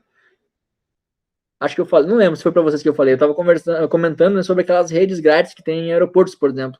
Frequentemente você chega no aeroporto e começa a ter várias redes grátis ali, né? Então, essas redes grátis, elas são uma grande ameaça, assim, né? Porque se você acessar dados sensíveis a partir dessas redes, né, senhas, cartões de crédito, tudo que você digitar, mesmo que seja em um site confiável, né, a informação, quando sai do seu computador, ela vai até um roteador. Né? Do roteador, aí sim ela vai, né, ser enviada, transmitida na rede. Se esse roteador é um ponto de acesso malicioso, é uma pessoa que roteou a internet, por exemplo, ali, né, e essa pessoa que roteou, ela tem o conhecimento necessário para manipular essa informação, ela pode forjar, né, um certificado digital para você ter a sensação, né, que está num ambiente seguro, enquanto, na verdade, esse certificado ele é forjado e essa pessoa, né, esse atacante consegue decifrar toda a informação que você acha que está cifrada, né, que a sua máquina, seu computador acha que está cifrado, ou seu celular, por exemplo.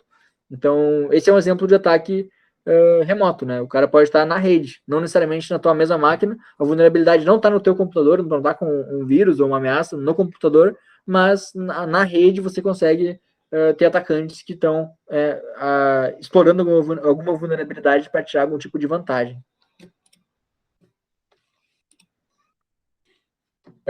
Um exemplo, né, de ataque, né, que existe é o ataque de elevação de privilégios. Né? Nós já damos alguns exemplos anteriormente, né, já falamos um pouquinho desse ataque, mas a ideia base de um ataque de privilege escalation, né, ou elevação de privilégios, é um mecanismo, né, que aumenta o privilégio de um determinado usuário. Então, às vezes, aqui não necessariamente, né, a operação está sendo executada pelo usuário legítimo, às vezes pode ser um atacante que ganhou acesso, conseguiu recuperar a senha, por exemplo, do cara ali da loja, né, do caixa do supermercado, como eu dei o exemplo antes, e além de fazer as operações daquele usuário, ele consegue daqui a pouco, né, fazer algumas operações como cancelamento. Estou dando exemplo de cancelamento porque é algo que eu vejo frequentemente, né?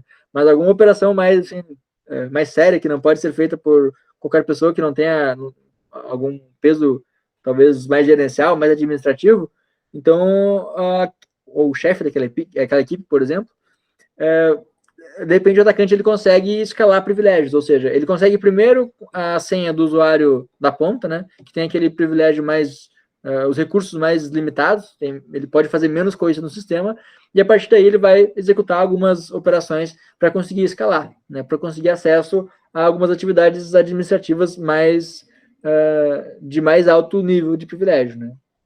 Isso pode acontecer muitas vezes através de bugs. Então, se o meu sistema, né, de alguma forma não validou corretamente a forma, né, de como que um gerente ele pode controlar uma conta, né, de um atendente, né, do caixa, por exemplo, se essa escalada, né, para eu digitar a senha do gerente, ela tiver alguma vulnerabilidade, algum bugzinho, algum erro de projeto, de implementação, algum tipo de operação, enfim, algo que a gente viu anteriormente, pode acontecer, né, essa escala de privilégios. Que tipo de erro de operação poderia acontecer, né, nesse cenário? Imagina que o gerente ele deixou a senha dele anotada, né, ou num bloco de notas, enfim, de alguma forma, ele não armazenou de forma segura aquela senha. Então, a pessoa que tem acesso à senha do caixa eletrônico conseguiu, de repente, vasculhar o computador ali do caixa eletrônico, do atendente, né, do caixa do supermercado, e aí conseguiu, de alguma forma, descobrir, né, a senha do gerente. Então, ele escalou para o privilégio do gerente, conseguiu fazer atividades administrativas, né? E essas atividades não estão sendo controladas. Então, é um tipo de ataque. Né? Isso pode acontecer de forma vertical ou horizontal, né? Horizontal é quando um usuário ele consegue acessar privilégios de outro usuário. Isso é bastante comum na área de TI, né? Eu mesmo, quando eu trabalhei como gerente de banco de dados, assim, eu tinha acesso à senha de quem eu quisesse. Eu podia ter a senha de qualquer um. Obviamente, né, eu era responsável pela base, então eu não ia executar um ataque contra a própria base que eu estava gerenciando. Mas se alguém conseguisse me hackear, né, conseguir acesso às minhas informações, se passar por mim para se autenticar como Silvio no sistema, essa pessoa poderia, né, adquirir as senhas, os acessos dos meus colegas. Então, às vezes a gente fala de ataque, parece algo muito distante, assim, muito difícil de acontecer, mas não é difícil de acontecer, né? É totalmente viável e acontece muito em empresas, né? Então você consegue escalar verticalmente, né? Roubar a senha dos meus colegas, por exemplo, trocar a senha deles, ou, horizontalmente, né? Meus colegas, ou verticalmente, né? Que é subir de nível, começar daqui a pouco a trocar a senha também do meu chefe, né? Do chefe, e assim por diante. Então, são dois tipos, né, de elevação de privilégios, horizontal e vertical. Alguns ataques, né, controlados seriam o próprio executar como administrador do Windows, né? Então, você consegue controlar essa funcionalidade. Você tem que ter algumas funcionalidades, alguns softwares que você só consegue usar, ou mesmo instalar software se você tem a senha de administrador, se o seu usuário é um administrador, ou se você tem, né, a senha do administrador. No Linux, né, se chama os comandos sudo, né, que são os comandos que servem para você executar operações que só o administrador consegue, né, só o root, né, que é o que nós falamos anteriormente. No Windows existe, né, essa funcionalidade, né, de clicar com direito em algum software, por exemplo, e executar como administrador, para ele conseguir fazer operações que somente o administrador consegue. Então, quando eu consigo fazer isso, né, se isso for um ataque, né, se eu faço isso mesmo sem eu ser administrador, eu vou conseguir escalar o privilégio, né, de forma controlada. Existem também formas não controladas, né, de haver a escalação de privilégios, né. Tem ameaças, né, e vulnerabilidades para Android ou iPhone, que basicamente vão injetar, né, vão modificar a versão original do sistema operacional, né, adicionando novas linhas de código, por exemplo, para manipular a informação que é exibida ao usuário. E com isso conseguir acesso a informações sensíveis, por exemplo.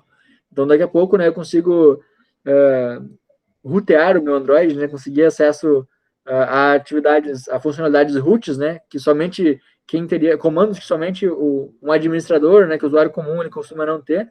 Então, se eu consigo ter acesso ao root no meu Android, eu consigo modificar coisas que eu não deveria. Como, por exemplo, né, transmitir para uma conta, compartilhar com uma conta de um atacante toda a foto que eu tiro na minha câmera, ou acender a minha câmera, né, quando eu não quero. Então, isso existe também, não é tanta ficção, existe também possíveis ataques que conseguem, inclusive, desligar a luz da câmera, né, para você não ver que ela está ligada em notebook ou celulares, e, né, aquela informação que está sendo a qualquer momento, mesmo que não tenha nenhum aplicativo aparentemente aberto, eu posso estar capturando informações da câmera, do microfone, enfim, de qualquer sensor do dispositivo, né, e está enviando isso para um local remoto. Então, tudo isso é possível de acontecer, né, se eu conseguir executar essas atividades de forma como o root, né, como o usuário administrador. A mesma coisa acontece no iPhone também.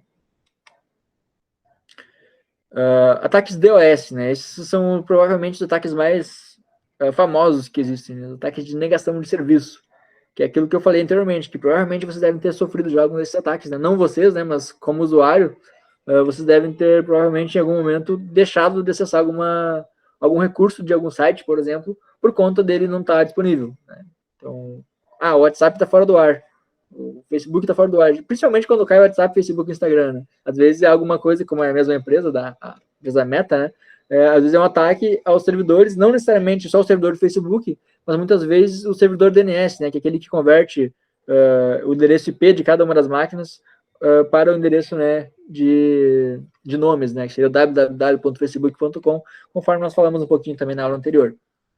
Mas basicamente a ideia de DOS é isso, é indisponibilizar algum recurso, né? O Denial of Service, né, que é a abreviação em inglês do DOS, ele pode ser local, remoto ou distribuído, né? Um exemplo de DOS local é o que nós chamamos de loop infinito, por exemplo. Eu tenho uma aplicação, obviamente maliciosa, que está rodando no meu computador e ela começa a executar operações pesadas. O que é operação pesada? Processar, por exemplo, uma conta muito complexa, com muitas casas após a vírgula, ou carregar arquivos para memória, enfim, fazer alguma atividade que geralmente trava meu computador um pouquinho. Se ela trava um pouquinho, não é suficiente ainda para causar DOS, né? Para causar a indisponibilidade do serviço. Agora, se a todo momento, né, que essa atividade, né, se esse processo ele é finalizado, o meu programa ele já inicializa um novo processo, consecutivamente e infinitamente, já o tempo todo ele no 100% de processamento, né, ou usar toda a minha memória, ou usar toda a minha capacidade de rede, então esse processo local, né, ele está impedindo que eu consiga usar meu computador, ele está todo travado aqui porque está acontecendo um DOS. O meu computador está negando serviço para mim mesmo. Quando eu vou tentar abrir ali meu Chrome e fazer uma busca na internet, por exemplo, eu não consigo nem abrir, fica todo travado, porque tem algum processo executando, né, todo vapor ali por trás, e é chamado de fork bomb, né, o nome desse tipo de ataque. Muitas vezes, né, você precisa formatar um computador e ele fica super mais rápido e tudo mais. Um dos motivos pode ser um possível ataque como esses, né, que tinha instalado, né, um malware malicioso no seu computador, que ele tinha, que estava instalado, né, e executava essa operação, né, de DOS local.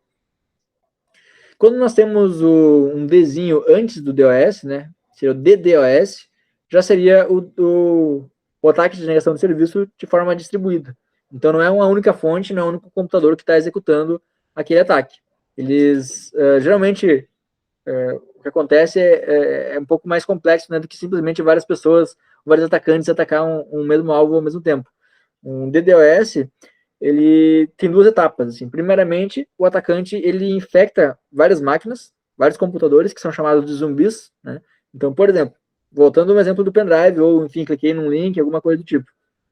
Baixei um programinha sem querer, tá na minha máquina. Eu nem sei que ele está aqui. Ele está inativo, está quietinho na dele, não aumenta processamento, não está negando serviço na minha máquina, não está roubando informação, não está fazendo nada. Mas ele está ali. Aí ele se replica, né? A única coisa que ele faz é se replicar. Então ele passou também para o computador da minha mesa do lado, ele passou para o computador do quarto, alguns passam até para dispositivos como uma televisão inteligente, uma câmera inteligente, qualquer dispositivo computacional, né, que possa ter software instalado, se for compatível, né, obviamente, com aquele malware, ele vai se espalhando, quietinho, sem eu perceber. Às vezes eu vou pegar o pendrive, né, vou lá no serviço de impressão, passei para a máquina para a máquina de quem está imprimindo, daqui a pouco outra pessoa chega lá e leva para casa também, enfim.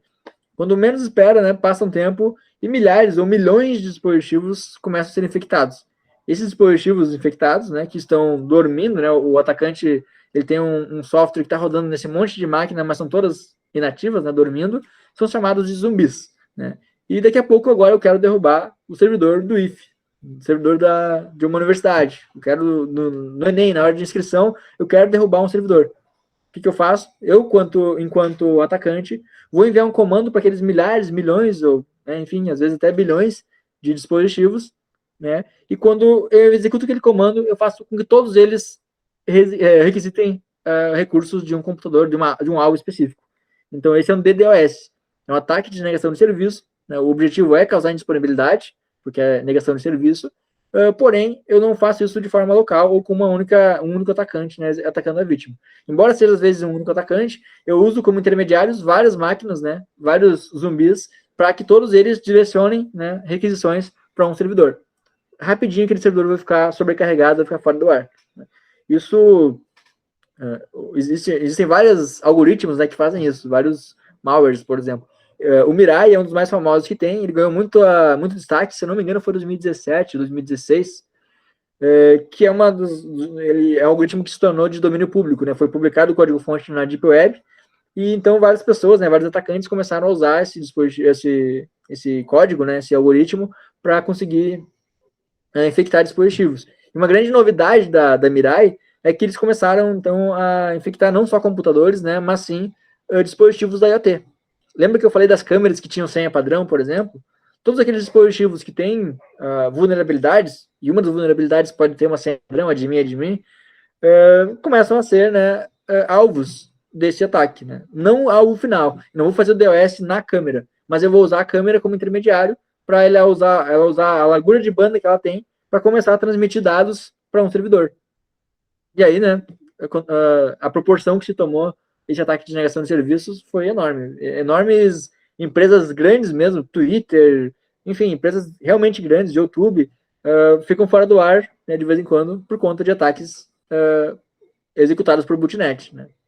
Por mais grande que seja, né, por maior que seja a capacidade da empresa, dos servidores, de lidar com aquisições de usuários legítimos, quando a gente se trata, né, de um ataque de DDoS, eu tenho milhões de dispositivos no mesmo instante, né, e cada um deles está a todo vapor, né, como o atacante ele tem um código justamente para explorar recursos, ele não vai enviar uma requisição, ele vai fazer com que cada computador, ou máquina, ou dispositivo IoT, câmera, televisão, enfim, dispare com todos os recursos que tem, né, requisições para aquele servidor. Ele vai ficar realmente bombardeado de requisições e não vai conseguir, não vai dar conta de responder todas.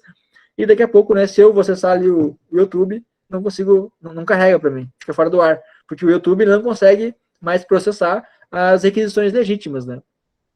Como nós falamos na última aula, né, obviamente, o YouTube não tem um único servidor, né? O Facebook não tem um único servidor. Toda empresa grande, ela espalha servidores pelo mundo todo, né? E vai fazendo balanceamento de carga, que é basicamente receber uma requisição, manda para cá, manda para lá, para fazer um balanceamento e evitar, né, que aconteça esse tipo de ataque. Mas mesmo com esses mecanismos, né, quando se torna muito grande a proporção do ataque, ou quando o ataque ele é direcionado a um ponto único de falhas, como, por exemplo, o servidor de DNS, né, que é aquele servidor que resolve o endereço de IP para nomes, como eu falei anteriormente, quando é um gargalo, né, que todas aquelas requisições precisam passar por aquele ponto único de falhas, é muito mais fácil, né, de derrubar um serviço, por mais que tenha milhares de servidores por trás também para dar conta das requisições. Então, basicamente, né, DOS ou DDoS, seja ele qual for, ele visa prejudicar a propriedade de disponibilidade do sistema. É comum na internet, né, para impedir acesso aos servidores. Então, se nós sabemos que até as grandes empresas, elas, com todo o recurso que tem financeiro, ainda existem problemas ainda, ataques, né, que prejudicam elas, imagina empresas, né, servidores menores, de empresas médias, de porte médio. É muito fácil, né, para um atacante que tem uma botnet tirar ela do ar. Como que ela tira do ar? Consumindo recursos. Seja memória RAM, seja recursos computacionais, recursos de rede. De alguma forma, ela esgota os recursos de forma que aquela máquina, aquele alvo, não consiga mais responder aquelas requisições legítimas. E por aí nós acabamos a aula de hoje. Então vai ficar uma atividade, eu já vou lançar ela no Moodle, que é vocês pesquisarem notícias que relatem ataques a sistemas de logística, né, de alguma, ou empresa, né, de logística, enfim, alguma coisa, né, alguma notícia que traga, principalmente se for recente, né, vocês podem procurar notícias mesmo, não precisa ser uma pesquisa científica ou acadêmica, é mais pesquisas mesmo para nós vermos alguns exemplos práticos, e com base nessas notícias, 2, 3 notícias, ou pelo menos uma que vocês queiram detalhar bem, trazer isso na próxima aula para a gente discutir, né, e também submeter no Moodle, né, como a gente tem que computar a presença de hoje. Então, vai valer a presença de hoje, também vai computar, né, a parte da avaliação de vocês do semestre. Então, por hoje a aula acaba aqui. Se alguém tiver mais alguma dúvida, pode ficar à vontade.